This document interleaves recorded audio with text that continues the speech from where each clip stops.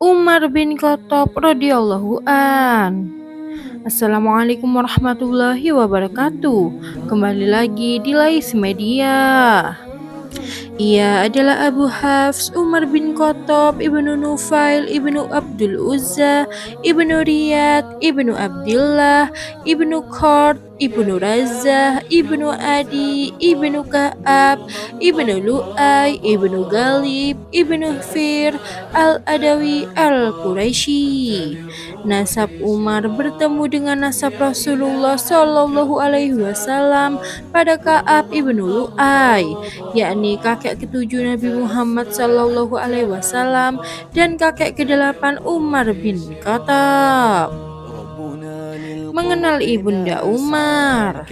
Ia adalah Hantamah binti Hashim ibnu Mughirah ibnu Abdullah ibnu Umar ibnu Makhzum ibnu Yaqzah ibnu Murrah ibnu Ka'ab ibnu Lu'ay ibnu Ghalib. Nasab ibunya bertemu dengan nasab sang ayah pada Ka'ab ibnu Lu'ay yang merupakan kakek kedelapan dari jalur ayah dan kakek ketujuh dari jalur ibu. Umar dilahirkan 13 tahun setelah tahun gajah. Ia tumbuh dalam keberanian, keperwiraan, kecerdasan, dan karakter jahiliyah. Ayahnya, Khattab, dikenal sebagai pria yang kasar dan keras. Hal itu tampak misalnya saat ia menganiaya keponakannya, Zaid ibnu Amr ibnu Nufail. Ayah Said ibnu Zaid adalah salah satu dari 10 orang yang diberi kabar gembira dengan surga. Zaid termasuk orang yang menolak keras untuk menyembah berhala. Ia mengingkari perilaku kaumnya yang melakukan adat dan perbuatan jahiliyah. Ia sering mengatakan, "Wahai kaum Quraisy, demi zat yang aku berada dalam kekuasaannya, tidak ada seorang pun dari kalian yang tetap berada dalam agama Ibrahim kecuali aku." Ayah Said ini meninggal dunia 5 tahun sebelum kenabian. Khattab dikenal sering menyiksa setiap orang dari kaumnya yang masuk Islam.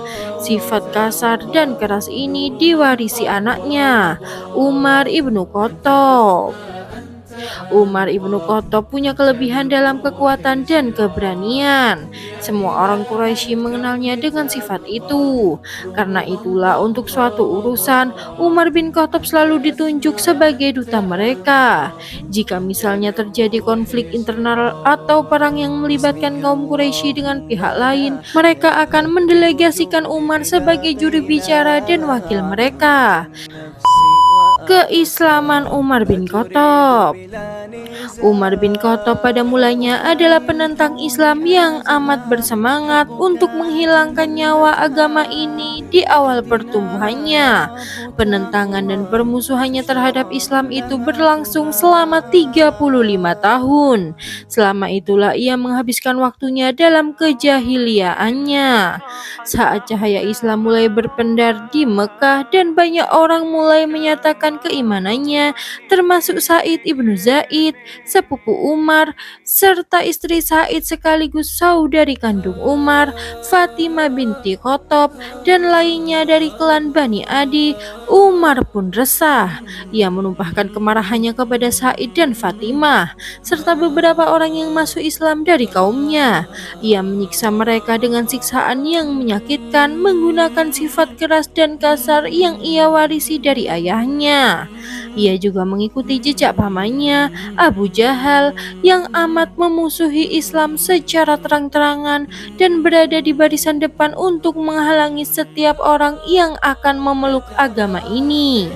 Imam Bukhari menuturkan sebuah riwayat dari Qais ibnu Hasim yang mengatakan bahwa ia mendengar Said ibnu Zaid ibnu Amr ibnu Nufail di Masjid Kufa berkata, "Demi Allah, aku melihat diriku diikat oleh Umar karena aku memeluk Islam, dan sesungguhnya Umar adalah orang yang paling menentang Islam sebelum ia memeluk agama ini. Seandainya gunung Uhud hilang dari tempatnya sebab perbuatan kalian terhadap Utsman, niscaya gunung itu lenyap dari tempatnya karena sikap keras Umar." Hadis riwayat Bukhari. Meski harus menerima penentangan dan hambatan sedemikian rupa, Islam tetap diterima oleh kabilah-kabilah Arab dan terus meresap ke dalam hati setiap individu. Rasulullah Shallallahu Alaihi Wasallam mengumpulkan 2, 3, atau 4 orang di sebuah rumah di Mekah, lalu menugaskan orang untuk mengajarkan dasar-dasar agama Islam dan Al-Quran kepada mereka. Di antara keluarga yang diberi anugerah oleh Allah dengan nikmat Islam adalah keluarga Said bin Zaid, suami Fatimah binti Khattab, dan Nuaim ibnu Nuham, salah seorang dari kaum Umar bin Khattab. Yang mengajari mereka membaca Al-Quran dan dasar-dasar Islam adalah Khubab ibnu Arad. Pemuda-pemuda Quraisy pun mulai tertarik untuk memeluk agama Islam. Demi melihat kenyataan itu, Umar pun mulai khawatir, apalagi setelah usaha pembesar Quraisy untuk menghentikan dakwah Islam tak membawa hasil yang memuaskan. Terbetiklah dalam benak Umar rencana untuk menghilangkan nyawa Nabi Muhammad SAW dan membersihkan masyarakat Quraisy dari segala yang berhubungan dengan Islam. Saat hendak melakukan rencana jahatnya itu, Umar mendengar bahwa Nabi Muhammad SAW sedang berkumpul bersama para sahabat di rumah Arqam ibnu Abu al-Arqam. Ia pun lantas membawa pedangnya menuju tempat itu. Di tengah jalan ia bertemu dengan Nuaim ibnu Abdillah. Nuaim melihat kemarahan tergambar jelas dalam wajah Umar. "Kemana kau akan pergi, Umar?" tanya Nuaim. "Aku akan menemui Muhammad, pria yang menyalahi agama nenek moyangnya. Ia sudah merusak kehidupan kaum Quraisy, merendahkan harapan-harapan mereka, serta menghina agama dan Tuhan mereka. Aku akan menghilangkan nyawanya," jawab Umar lantang. Lalu Nuaim berkata, "Demi Allah, engkau tertipu oleh dirimu sendiri, wahai Umar. Apakah engkau tidak menyadari bahwa Bani Abdi Manaf akan membiarkanmu sendirian, sebab engkau telah menghilangkan nyawa Muhammad? Kenapa kau tidak pulang saja ke rumah keluargamu dan kau selesaikan urusan mereka?" Lalu Umar bertanya, "Keluargaku yang mana?" Nuaim menjawab, "Saudari kandungmu dan sepupumu, Said ibnu Zaid ibnu Amr. Demi Allah, keduanya telah masuk Islam dan menjadi pengikut Muhammad." Jawaban itu membuat Umar terhenyak. Ia memutuskan untuk menunda dulu rencananya untuk menghilangkan nyawa Rasulullah. Ia segera menuju rumah adiknya. Di sana saudari kandungnya bersama sang suami tengah belajar membaca Al-Quran pada Khubab ibnu Arad. Saat ada yang mengetuk pintu, dari suaranya mereka tahu bahwa yang datang adalah Umar. Khubab ibnu Arad pun segera bersembunyi. Umar masuk dan berteriak kepada adik kandung dan saudara iparnya, "Apa yang aku dengar dari kalian?" Adiknya menjawab, "Tidak ada." Umar kembali berteriak dan memukul adiknya hingga kepalanya terluka. Fatimah lantas menjawab, "Ya, kami telah masuk Islam. Lakukan apa yang kau mau." Lalu Umar bertanya lagi, "Apa yang aku dengar tadi?" Lalu jawab sang adik, "Kami membaca sebuah lembaran." Lalu Umar menjawab, "Tunjukkan padaku." Lalu sang adik menjawab, "Kau orang musyrik, engkau tidak diperbolehkan memegang Al-Quran." Umar lalu mandi. Setelah itu Fatimah memberikan lembaran itu pada Umar yang langsung membukanya. Ia tepat membuka awal surat Toha dan membacanya. Setelah itu ia berkata, "Alangkah indahnya kalimat ini, bawa aku kepada Muhammad." Khubab yang dari tadi bersembunyi keluar dan mengatakan, "Allahu Akbar, wahai Umar, aku telah mendengar Rasulullah Shallallahu Alaihi Wasallam bersabda, 'Ya Allah, muliakanlah Islam dengan salah satu dari 2 orang yang paling engkau cintai, Umar bin Khattab atau Amr ibnu Hisham.'" Hadis riwayat Tirmizi. Hidayah Allah rupanya tercurah untuk Umar bin Khattab. Dialah yang meraih keberuntungan dari doa Nabi Muhammad SAW itu hingga bisa menjadi benteng kuat untuk melindungi Islam, setelah sebelumnya menjadi orang yang sangat menentang agama ini. Umar lalu datang dan menemui Rasulullah dan para sahabat yang sedang bersembunyi di sebuah rumah di Safa. Umar menyatakan keislamannya. Kaum muslimin yang ada di tempat itu sontak bertakbir, merasa gembira dengan keislaman Umar. Umar lalu keluar ke tempat para pemuka Quraisy biasa berkumpul. Di sana ia mengumumkan keislamannya. Mendengar pernyataan Umar itu, beberapa orang memukul Umar. Namun Umar membalas memukul mereka. Paman Umar pun lantas memberikan jaminan perlindungan untuk diri Umar dan menghentikan serangan-serangan orang Quraisy. Namun selanjutnya Umar merasa ada sesuatu yang tidak baik saat ia melihat semua kaum muslimin dipukuli sedang dirinya tidak. Umar lantas mengembalikan jaminan perlindungan dari pamannya itu. Ia memberikan perlawanan dan orang-orang kafir membalasnya sampai Allah memenangkan Islam.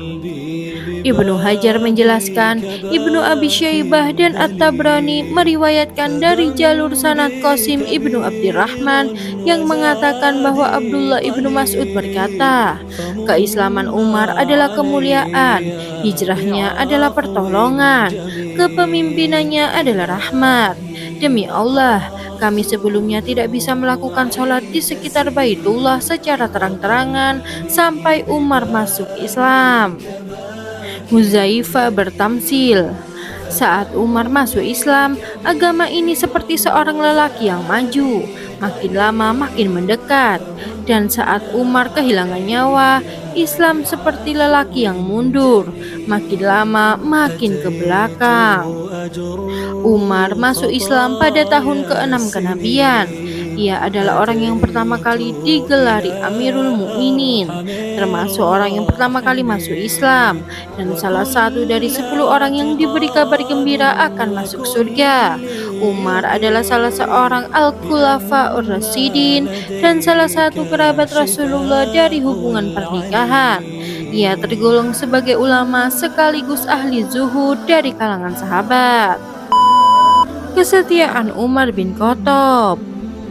Kesetiaan Umar pada Rasulullah Shallallahu Alaihi Wasallam sejak masuk Islam ibarat kesetiaan kepala dan tubuh, malam dan siang, bayangan dan pemilik bayangan. Umar tak pernah berpisah dengan Rasulullah baik ketika beliau melakukan perjalanan maupun tidak. Bahkan bagi Umar, waktu terindah adalah saat ia bertemu dengan kekasihnya yaitu Rasulullah Shallallahu Alaihi Wasallam. Berada di sisi Rasulullah adalah harapan dan kesenangan tersendiri bagi seorang Umar. Abdullah ibnu Hisam mengisahkan, kami sedang bersama Nabi Shallallahu Alaihi Wasallam. Beliau ketika itu memegang tangan Umar bin Khattab. Umar lalu mengatakan, wahai Rasulullah, kau lebih aku cintai dari segala sesuatu kecuali diriku. Lalu Nabi menjawab, tidak, demi zat yang aku berada dalam genggamannya, sampai aku lebih kau cintai daripada dirimu sendiri.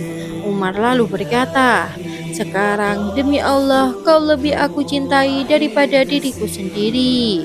Nabi berkata, sekarang wahai Umar. Hadis riwayat Bukhari. Ibnu Hajar mengatakan dengan menukil ucapan Al-Khattabi, kecintaan orang pada dirinya sendiri adalah tabiat, sedang kecintaan pada yang lain adalah sebuah usaha yang bisa dilakukan karena suatu sebab. Dan yang diinginkan Rasulullah dalam kisah itu adalah kecintaan sebagai usaha, karena tidak ada yang bisa mengubah tabiat seseorang. Keilmuan Umar. Umar bin Khattab tergolong ulama terkemuka dan hakim yang adil. Ia menjadi rujukan para sahabat sepeninggal Rasulullah Shallallahu Alaihi Wasallam. Tak heran, karena sahabat ini belajar langsung di madrasah Rasulullah. Ia memperoleh hidangan ilmu secara langsung dari Rasulullah. Rasulullah sendiri mengakui dan bersaksi atas hal itu.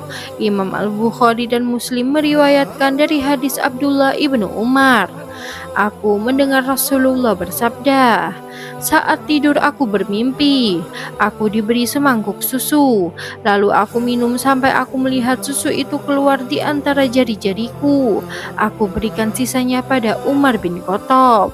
Mendengar cerita itu, para sahabat bertanya, "Bagaimana engkau menakwilkan mimpi itu, wahai Rasulullah?" Beliau menjawab, "Ilmu." Hadis riwayat Bukhari dan Muslim. Imam An-Nawawi menjelaskan, susu ditafsirkan dengan ilmu karena keduanya sama-sama memberikan manfaat dan mendatangkan kebaikan. Susu adalah makanan bagi bayi yang bisa membuat mereka sehat dan menjadi kuat, sedang ilmu merupakan sebab kebaikan akhirat dan dunia. Awail Umar.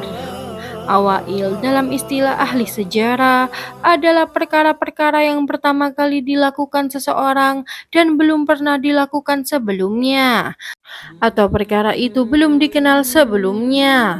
Pengetahuan tentang awail ini bisa memberikan informasi tentang peristiwa yang pertama kali terjadi dan merupakan cabang ilmu tarik. Orang yang pertama kali menyebutnya dan mengarang sebuah kitab khusus tentang hal itu adalah Imam Al-Hafiz Ibnu Al-Qasim At-Tabrani. Saat banyak terjadi perluasan wilayah Islam di zaman Umar memimpin khilafah, kekayaan umat Islam melimpah dan kaum Arab bercampur dengan penduduk berbagai wilayah yang berhasil dibuka pasukan Islam. Mereka melihat adat dan muamalah yang belum mereka saksikan dan alami sebelumnya. Karena itu mereka membutuhkan pengetahuan tentang hukum Allah yang lebih luas dan Umarlah yang menjadi rujukan.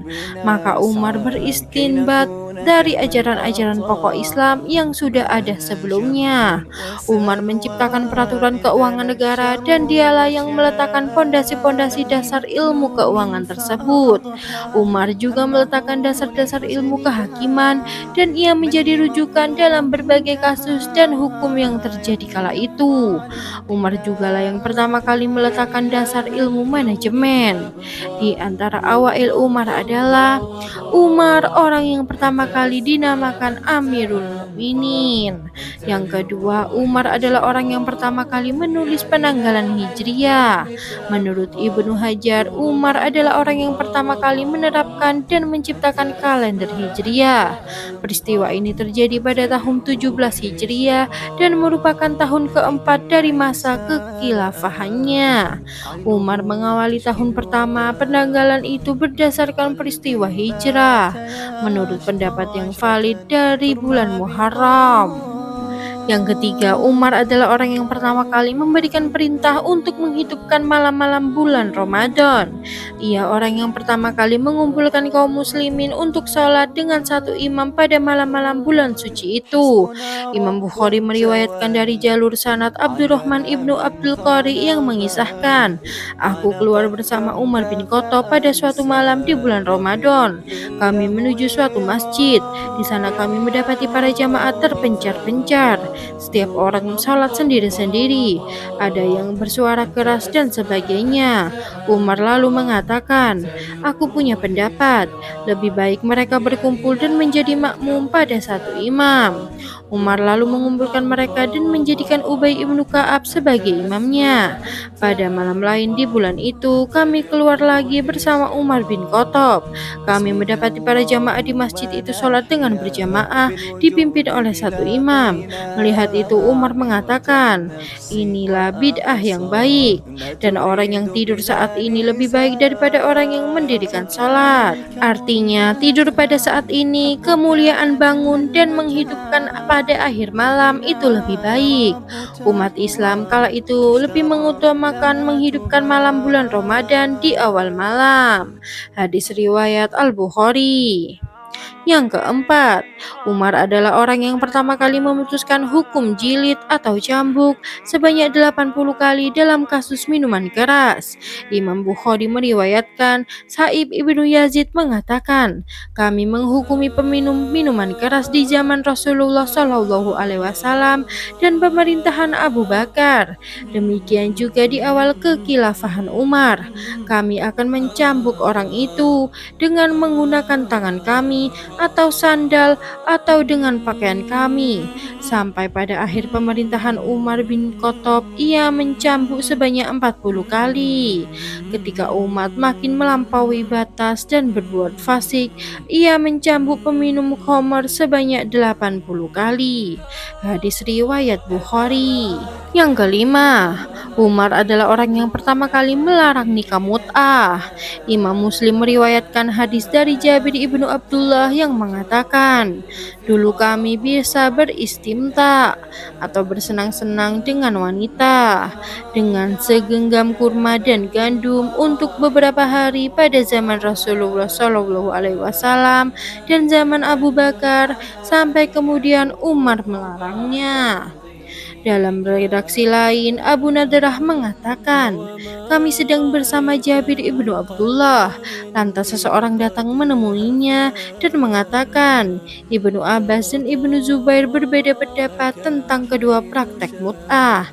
Mendengar itu, Jabir mengatakan, kami dulu melakukan kedua praktek mut'ah itu di zaman Rasulullah, kemudian Umar melarang kami melakukan keduanya. Sejak itu kami tak melakukannya lagi. Hadis riwayat Muslim. Yang keenam adalah Umar, orang yang pertama kali melarang penjualan budak. Yang ketujuh, Umar adalah orang yang pertama kali mencatat dan menulis sejarah dalam bentuk buku. Yang kedelapan, Umar adalah orang yang pertama kali menghukum orang yang menghina lewat lantunan syair. Dan masih banyak lagi. Karomah Umar. Karomah adalah munculnya suatu hal yang keluar dari adat atau kebiasaan, diberikan Allah Subhanahu wa Ta'ala kepada sebagian hambanya yang tidak disertai dengan pelanggaran atau penyimpangan, tapi sebaliknya, hal itu disertai dengan keimanan, kesahihan atau iktikad keyakinan dan amal soleh. Mazhab Ahlussunnah wal Jamaah mengakui dan membenarkan adanya karomah para wali. Mengimani karomah menurut mereka hukumnya wajib. Karomah hakikatnya adalah mukjizat Nabi, karena karomah tidak akan didapatkan melainkan berkat seseorang yang mengikuti ajaran nabinya. Sebab mengikuti Nabi itu ia mendapatkan banyak kebaikan, di antaranya karomah. Ibnu Taimiyah menjelaskan, di antara ajaran pokok Ahlussunnah wal Jamaah adalah membenarkan adanya karomah para wali dan hal-hal luar biasa yang Allah berikan pada mereka dalam berbagai ilmu dan mukasyafah atau penyingkapan spiritual, kemampuan dan pengaruh, sebagaimana kisah tentang umat terdahulu dalam surat Al-Kahfi dan sebagainya. Menurut Ibnu Hajar, pendapat mayoritas ulama Ahlussunnah wal Jamaah adalah adanya karomah secara mutlak. Selanjutnya, Ibnu Hajar memaparkan, kalangan awam memahami bahwa bila seseorang memiliki perilaku atau perbuatan luar biasa, itu menunjukkan bahwa orang itu adalah wali atau kekasih Allah. Pandangan ini salah, karena sesuatu yang luar biasa terkadang bisa dilakukan oleh ahli maksiat, seperti tukang sihir, dukun, dan rahib. Karena itu, meski itu terjadi pada seseorang, yang menjadi dalil bahwa ia wali atau bukan adalah sifat dan perilaku orang itu. Jika ia tipe orang yang berpegang teguh pada perintah-perintah syariat dan meninggalkan larangan-larangannya, itu adalah tanda bahwa ia wali atau kekasih Allah. Jika tidak, maka bukan. Dari Allah lah datangnya petunjuk dan pertolongan. Ibnu Hajar menuturkan salah satu karomah Umar yang kisahnya diriwayatkan dari Nafi dari Ibnu Umar, putra Umar bin Khattab. Ia mengisahkan, suatu saat Umar mengirim tentara yang dipimpin oleh Sariyah ibnu Zanim. Beberapa hari kemudian, saat Umar berkhutbah di Madinah, tiba-tiba ia menyeru, "Wahai Sariyah, berlindunglah ke balik gunung." Umar mengatakan itu sebanyak 3 kali. Selang beberapa waktu, seorang utusan pasukan itu datang ke Madinah menghadap Umar. Ia mengatakan, "Wahai Amirul Mukminin, kami hampir saja kalah saat kami dalam kondisi terdesak. Tiba-tiba kami mendengar suara, "Wahai Syariah, berlindunglah ke balik gunung." Lantas kami berlindung di balik gunung dan Allah mengalahkan musuh. Salah seorang yang berada di tempat itu berkata, "Engkau pernah berteriak dengan kalimat itu?" Kaum muslimin yang mendengar kalimat itu saling berpandangan karena merasa heran. Ali bin Abi Thalib mengatakan pada mereka, hendaknya ia menjelaskan apa yang telah ia katakan. Setelah usai, mereka menanyakan hal itu pada Umar. Khalifah menjawab, terlintas dalam benakku bahwa kaum musyrikin mengalahkan saudara-saudara kita dan melintasi gunung. Jika pasukan kaum muslimin menghindari gunung itu, mereka bisa menyerang musuh dari satu arah. Namun jika mereka melintasi gunung itu, mereka akan kalah. Lalu keluarlah ucapan dari mulutku yang menurut kalian telah mendengarnya. Selang 1 bulan setelah kejadian tersebut, datang seorang anggota pasukan perang pimpinan Syariah memberitahu bahwa mereka mendengar suara Umar pada hari Jumat itu. Kami lantas menghindari gunung itu dan Allah memberi kami kemenangan.